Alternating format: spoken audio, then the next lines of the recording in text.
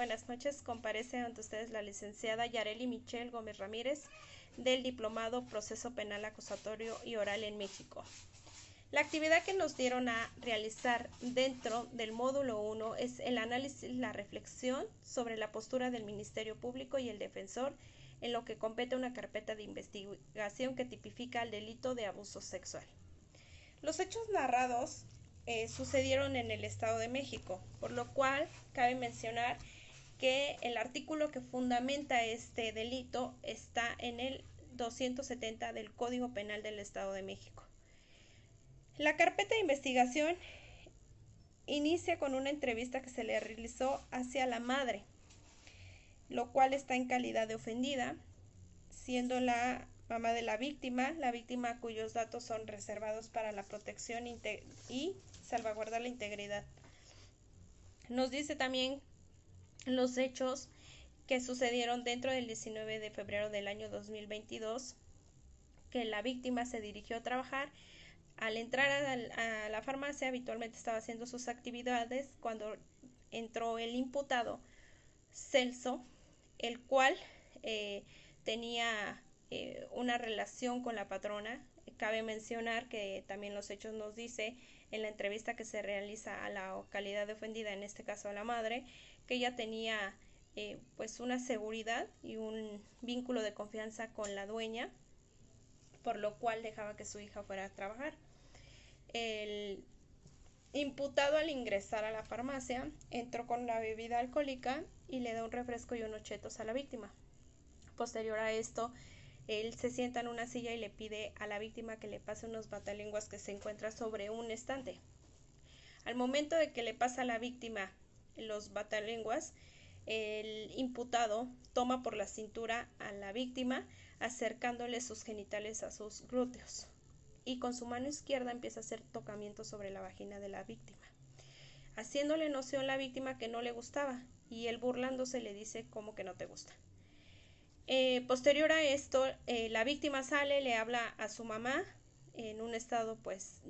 alterado, por lo cual la madre acude a la farmacia al escucharla, y una vez que se reúne con ella, al pasar una patrulla, le hace noción sobre los hechos. Es cuando entonces la patrulla las orienta a que vayan a presentar la denuncia correspondiente. Es aquí cuando se toma la primera entrevista, que es a la madre, y así empieza la carpeta de investigación. Dentro de la postura que me compete hablar es de la Fiscalía, en este caso el Ministerio Público, lo cual me parece que la carpeta aborda todo, ya que el Ministerio Público abordó todas las entrevistas, presentó todas las pruebas, incluso fue al lugar de los hechos a buscar indicios, y también nos habla sobre que el Ministerio Público hace noción dentro de la formulación de la imputación que se le haga la reparación del daño a la víctima, lo cual viene en el artículo 20, 26, 27 y 32 del Código de Procedimientos del Código Nacional de Procedimientos Penales. También cabe mencionar que me parece que el Ministerio Público, como defensor de la sociedad, dentro de la carpeta también nos hace la formulación y la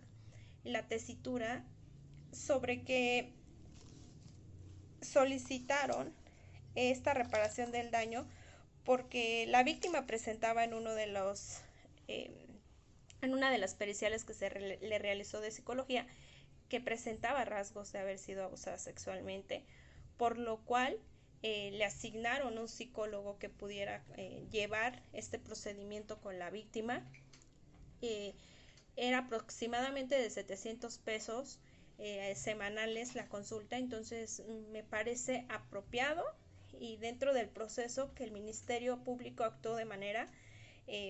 apoyando a la víctima para poderle dar la reparación del daño material y moral.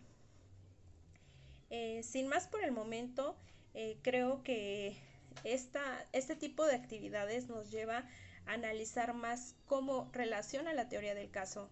tanto el Ministerio Público como el defensor. En su caso, creo que y aseguro de que el Ministerio Público realizó todas las medidas pertinentes. Gracias. ¿Qué tal? Buenas tardes, licenciado Giovanni, me presento con usted. Soy el licenciado Daniel Cimental de la Vega, el cual le va a exponer mi postura sobre el expediente que se nos fue asignado, el cual llevé un análisis minucioso, el cual yo elegí la postura del Ministerio Público, toda vez que desde el inicio de la carpeta de la víctima y la ofendida de identidad reservada, en la entrevista de la víctima, claramente atiende a las circunstancias de tiempo, modo y lugar para acreditar el delito de abuso sexual fundamentado en el artículo 270 del Código Penal. Al igual, aportó medios de prueba fehacientes para acreditar el hecho delictuoso. Los medios de prueba, los cuales son las testimoniales, el cual fue la ofrecida por la madre y la víctima, y la testimonial del agente del Ministerio Público, lo cual fue la inspección ocular, lo cual, al igual, se ofrecieron medios de prueba, que fueron las periciales, que fue el médico legista y el psicológico, lo cual el psicológico mostraba que muestra signos de abuso sexual para menores de edad. También, eso está fundamentado en el artículo 91, párrafo 3 y párrafo 4. Al igual que fue de gran ayuda leer la carpeta de investigación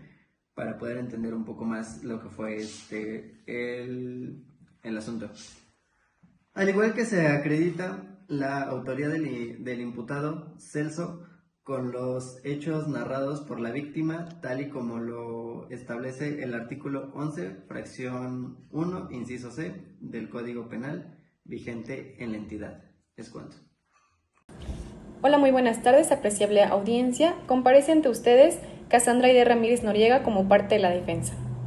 Como primera instancia, me gustaría poner a la mesa los diversos traslados que giró el agente del Ministerio Público a efecto de tener mayores elementos de prueba en contra del ciudadano Celso. Tenemos a la vista el examen en medicina legal realizado por expertos en la materia, quienes determinan el estado psicofísico de la víctima como un estado mental no alterado, sin tener mayores elementos de prueba, ya que la víctima no aceptó valoración para determinar lesiones ni edad clínica.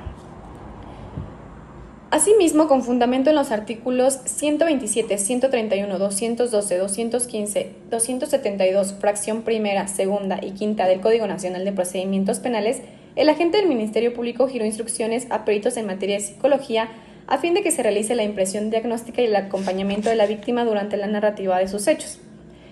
Teniendo a la vista dicho dictamen emitido por el licenciado en Psicología Daniel Sánchez, nos encontramos con un método inductivo-deductivo, el cual sabemos que va de lo particular a lo general, con test proyectivos y psicométricos que analizan la conducta, identifica patrones, comportamientos, características, signos y síntomas psicológicos, así como posibles trastornos. Tenemos que el licenciado en Psicología realizó una entrevista semiestructurada, la cual consta de preguntas abiertas y cerradas para tener mayor control en la entrevista y mayor elementos de prueba en cuanto hace los hechos de la víctima. Si bien es cierto, el licenciado en Psicología nos concluye que la víctima sí presenta indicadores positivos asociados a víctimas de violencia sexual por adultos, también es cierto que no contamos con algún examen médico legal para corroborar los dichos de la víctima, por lo que considero que no hay validez en la detención del ciudadano Celso, ya que aunado a esto hay inconsistencias en horarios en cuanto a la narrativa de hechos de la ofendida, así como en la narrativa de hechos de la víctima. Siendo esto que tenemos en la narrativa de hechos de la víctima la conclusión del abuso sexual a las 13:05, en cambio en la narrativa de hechos de la ofendida tenemos la culminación de hechos a las 13:44. Si bien es cierto, la víctima se encontraba en un estado alterado y en un estado vulnerable, la inconsistencia en horarios me parece abrupta. Dentro de la carpeta de investigación, protegiendo los derechos del imputado bajo la reserva de declaración de hechos con fundamento en los artículos 377 y 379 del Código Nacional de Procedimientos Penales, no encontramos la narrativa de sus hechos. Así que solicito la intervención de expertos en materia de psicología y criminología para determinar la imputabilidad de el hoy detenido el ciudadano Celso. Es cuanto. Hola, muy buenas tardes, licenciado Jovenil Montiel. Me presento, soy Emiliano Octavio Ramírez Morales, del plantel de Nezahualcóyotl. Después de haber leído y analizado detalladamente la carpeta de investigación que nos fue asignada para esta primera actividad del módulo, considero, y bueno, también he de mencionar que tomé como análisis profundizado la parte de la defensa del imputado. Primero, considero que el MP como representante social está tratando de imputar al al ciudadano Celso García con inconsistencias, tales como, por ejemplo, las que encontramos en las declaraciones en las horas, tanto de la declaración de la víctima, de la parte víctima, como de la parte ofendida,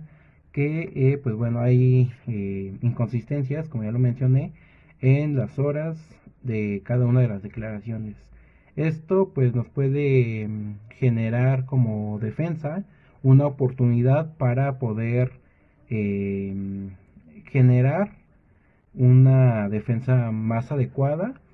porque pues bueno, al no existir una igualdad en las horas,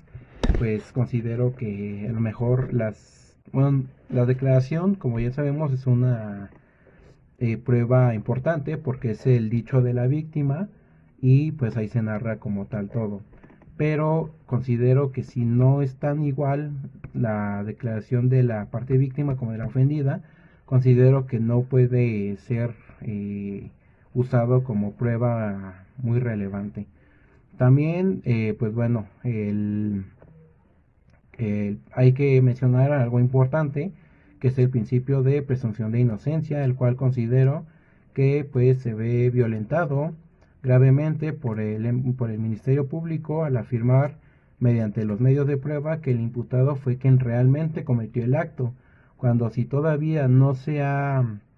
determinado por el desahogo de pruebas que él fue quien realmente hizo el acto delictivo, pues no se ha imputado correctamente, considero. Y pues bueno, también tocando la parte de la reparación del daño, que lo encontramos en el artículo 20 constitucional, apartado C, fracción cuarta, considero que si bien está bien planteada, a lo mejor estamos optando por una disminución en cuanto a la multa que se le busca por parte del MP, que se le busca plantear al imputado por parte del MP, la cual es de 30 a 1000 días multa, y si se pudiera llegar a un acuerdo, a lo mejor algún juicio abreviado, y que esta pena, y bueno, más bien que esta multa sea reducida, pues estaría mejor. También que pues bueno, si se hubiera dejado la prueba del médico legista, también considero que a lo mejor hubiera sido más importante y hubiera aportado algo más, aunque si bien hay que diferenciar entre abuso sexual y violación, que bien lo dice el artículo 170 del Código Nacional, del Código del Estado, nos menciona que bueno, aquí voy a tratar de dar una opinión, dejando de lado la defensa. Voy a tratar de dar una opinión certera hacia el MP, que pues bueno, desde mi punto de vista, el MP como representante social actuó de manera adecuada durante todo el procedimiento, por ejemplo, con la buena complementación de los datos de prueba, que si bien ya lo mencioné antes, que no son concisas, no son perfectas, pues pueden servir. También considero que si el MP hubiera agregado otro tipo de periciales para garantizar, para verificar que realmente el imputado fue quien estuvo en el lugar de los hechos, también sería una prueba pues verídica, pero pues ya que no la presentaron, pues bueno. Bueno, eso sería todo. Considero que toqué puntos muy importantes y pues bueno, esa sería toda mi intervención.